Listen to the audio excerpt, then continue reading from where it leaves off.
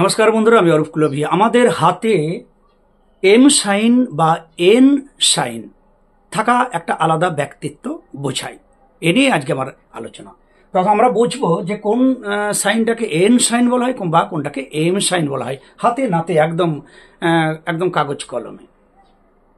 হাতের অনেক জায়গাতে এম বা এন সাইন তৈরি হয়, কিন্তু হৃদয় রেখা সহ হৃদয় রেখা রিলেটেড যে এম বা এন সাইন তাকে শ্রেষ্ঠ এম বা এন সাইন হিসাবেই ধরা হবে। আজকের আলোচনা মূলত এই, আমাদের হাতে যদি রেখাগুলো দেখি, এ আমাদের আয়ু রেখা, এ আমাদের শিরোরেখা, আর এ আমাদের হৃদয় রেখা। এখন এই পরিষ্কারভাবে যদি কারো হাতে আয়ু রেখা, শিরোরেখা, হৃদয় রেখা থাকে, তাকে ভালো হাত বলা হয়। অর্থাৎ এই ধরনের হাতকে বলা হয় গুড হ্যান্ড, গুড বলা হয়, গুড।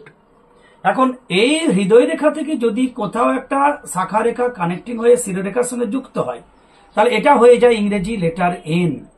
একে বলা হয় এন সাইন, অর্থাৎ গুড থেকে ভেরি গুড। কেন না, দেখুন, এই হৃদয় রেখা পরিষ্কার থাকা, শিরোরেখা পরিষ্কার থাকা, পরিষ্কার হৃদয়, পরিষ্কার ব্রেন, বুদ্ধিমত্তার সঙ্গে কাজ করা এবং হৃদয় দিয়ে সমস্ত কিছুকে অনুভব করা ইত্যাদি বোঝায়। কিন্তু হৃদয় রেখার সঙ্গে যখন কানেক্টিং হয়ে যাচ্ছে শিরোরেখার একটি রেখা, যেটা এন সাইন হয়ে যাচ্ছে, অর্থাৎ হৃদয় রেখা এবং মস্তিষ্ক রেখার একটা বিশেষ সেতু বন্ধন, কানেক্টিং রেখা, তখন তিনি সমস্ত কিছুকে হৃদয় দ্বারা অনুভব করত এবং দূরদৃষ্টি সম্পন্ন হয়ে ক্রিয়া কর্মজীবনে করতে থাকেন। অনেক ভাবনা চিন্তার মধ্যে তিনি হৃদয়বান হন, ভাবনা চিন্তা করে কাজ করেন এবং তিনি সাফল্য পান। তার প্রত্যেকটা কর্ম করার আগেও যেমন সুচিন্তিত তার একটা চিন্তা ভাবনা থাকে, পরিকল্পনা থাকে এবং সাকসেসও হয়, তার স্যাটিসফ্যাকশন হয়।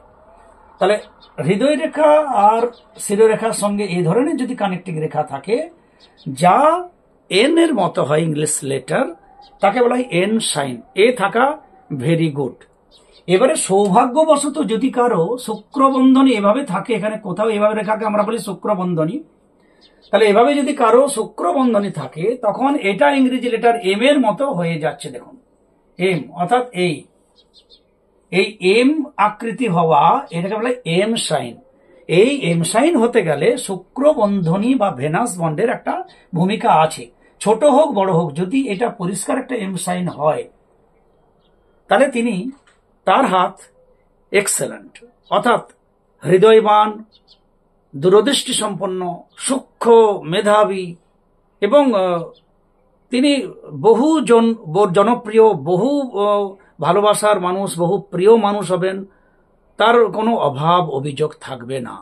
এই ধরনের হাতকে এক্সেলেন্ট হাত বলা হয়, অনেকেরই হাতে আছে। তাহলে হৃদয় রেখা, শিরোরেখা, পরিষ্কার আয়ু রেখা থাকা ভালো হাত। তার থেকেও ভালো যখন হৃদয় রেখার শাখা এসে এখানে এন সাইন তৈরি হয়, আর তার থেকেও আরো ভালো এক্সেলেন্ট যখন কোন শুক্রবন্ধনে বা কোন উপরের রেখা, যেটাকে বলি এখানে এই রেখাকে আড়াআড়ি ভাবে থাকাকে ভেনাস বন্ড বা শুক্রবন্ধনে বলা হয়। সে যখন রিলেটেড হয়ে যায় হৃদয় রেখার সঙ্গে, এম আকৃতি হয়ে যায়, তখন সেই হাত হয়ে যায় এক্সেলেন্ট। তার কোনো অভাব থাকে না, সমস্ত মনস্কামনাই পূর্ণ হবে, প্রায় এক প্রকার 16 আনা বলা যায়। তাহলে এহেন হাত এক্সেলেন্ট বলা হয়, কারণ এই যে এম সাইন বা এন সাইন হাতে আরো সূক্ষ্ম সূক্ষ্ম রেখাগুলো তাদের হাতে তৈরি হতে দেখা যায়। যেমন ধরুন, এখান থেকে ভাগ্যরেখা বা ফেড লাইন যদি উপরে ওঠে, তাহলে দেখা যাচ্ছে এখানে এইখানে একটা মিস্টিরিয়াস, এই যে ক্রস হয়ে গেল, একে বলা হচ্ছে মিস্টিরিয়াস ক্রস, রহস্যজনক ক্রস। যে ক্রস হাতে থাকলে আধ্যাত্মিক দৃষ্টি, দূরদৃষ্টি, প্রচন্ড কল্পনার জগতে দৃষ্টিপাত করেন, দূরদৃষ্টি, কিন্তু পরবর্তীকালে সেটা সত্য সত্য হয় এবং একটা তার মধ্যে একটা আগে থেকে আধ্যাত্মিক দৃষ্টি তার মধ্যে থাকে। যখন এটাকে প্রমিনেন্ট হয়, তখন সে আধ্যাত্মিক বা সূক্ষ্ম দৃষ্টির অধিপতি হয়। আধ্যাত্মিক পথে মানুষকে হাঁটতে দেখা যায়। অনেকে সিদ্ধিলাভ যারা করেছেন তাদের হাতেও মিস্টেরিয়াস ক্রস থাকে বলে জ্যোতিষ শাস্ত্রে বলা আছে। আবার এই এম সাইন যদি কারো হয়, আমি নিশ্চিত আজ পর্যন্ত যে কয়েকটা এম সাইন যুক্ত হাত দেখেছি, তাদের হাতে অবশ্যই একটা, দুটো, তিনটে সামুদ্রিক চিহ্নও দেখা যায়। সামুদ্রিক চিহ্ন আমি যেটা দেখেছি, না, আমি একজনের মৎস্য চিহ্ন দেখেছি, পরিষ্কার মৎস্য চিহ্ন চন্দ্রস্থানে। মঙ্গলে আমি পরিষ্কার ধনুর্বাণ দেখেছি, জাস্ট এই ধরনের একটা তীর চিহ্নের মতো ধনুর্বাণ আমি দেখেছি, আমার দেখা অভিজ্ঞতা। এবং চক্র চিহ্ন আমি দেখেছি মিডিলের এরকম জায়গায়। তিনি আধ্যাত্মিক পথের পথিক এবং এই পথেই তিনি এগিয়ে চলেছেন। তাহলে এহেন মানুষ এম সাইন আছে, হাতে মৎস্য চিহ্ন, চক্র, ধনুর্বাণ চিহ্ন আমার নিজের দেখা। এই এম সাইন যুক্ত মানুষ, তার সঙ্গে যদি এখানে শুক্রতে বড় চতুষ্কোণ থাকে বা এখানে যদি ঊর্ধ্বমুখী রেখা হয়ে গিয়ে সেখানে যদি একটা ট্রায়াঙ্গেল তৈরি হয়, তাহলে তার অর্থনীতি, তার দৃষ্টিভঙ্গি, তার আধ্যাত্মিকতা সমস্ত দিক থেকে একটা পরিপূর্ণ বস্তু যদি বলা হয় তার জীবনে দেখা যায়। তাহলে বন্ধুরা, এই হৃদয় রেখা আর শিরোরেখার সঙ্গে কানেক্টিং রেখা হয়ে যখন এন সাইন তৈরি হয় তা ভালোর থেকে আরো ভালো। এবং যদি এই হৃদয়ের মাথার উপর দিয়ে শুক্রবন্ধনী বা ভেনাস বন্ড বয়ে যায়, তা যদি কানেক্টিং হয়ে পরিষ্কার এম চিহ্ন হয়, তাহলে সে হাত হয়ে যায় এক্সেলেন্ট। সেই ধরনের সূক্ষ্ম চিহ্ন এম সাইন যুক্ত হাতেই সামুদ্রিক চিহ্নের প্রকাশ পায় বিভিন্ন রকমের। কারো দেখেছি আমি এখানে রবি রেখার সঙ্গে ত্রিভুজ পতাকা চিহ্ন পরিষ্কার। তাহলে তিনি একাধারে জনপ্রিয় হবেন, হৃদয়বান হবেন, অর্থনীতি তার খুব ভালো হবে, আধ্যাত্মিক দৃষ্টি সম্পন্ন হবেন, খুব বড় মনস্কামনা তার থাকার কথা।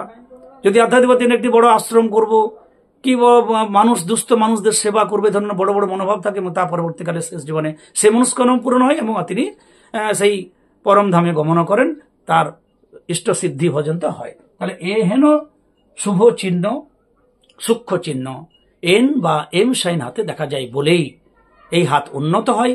ফলে না পরিষ্কার আয়ুরেখা, হৃদয় রেখা, শিরোরেখা থাকাকে যদি ভালো হাত বলা হয়, সেই সঙ্গে যদি কানেক্টিং হয় এন সাইন তৈরি হয় হৃদয় রেখা, শিরোরেখা, তাকে বলা হয় ভেরি গুড। আর যদি শুক্রবন্ধনে যুক্ত হয়ে যদি এখানে এম সাইন তৈরি হয়, তাকে বলা হয় এক্সেলেন্ট হাত। সুতরাং তাদের একটা আলাদা ব্যক্তিত্ব থাকে, এ প্রমাণিত। আপনাদের বা পরিবারের কারো আছে নাকি আপনারা একবার যাচাই করে দেখুন এই এম বা এন সাইন কার হাতে আছে। ভালো লাগলে লাইক দিবেন, সঙ্গে থাকবেন, সবাই ভালো থাকবেন। জয় গুরু, জয় গুরু।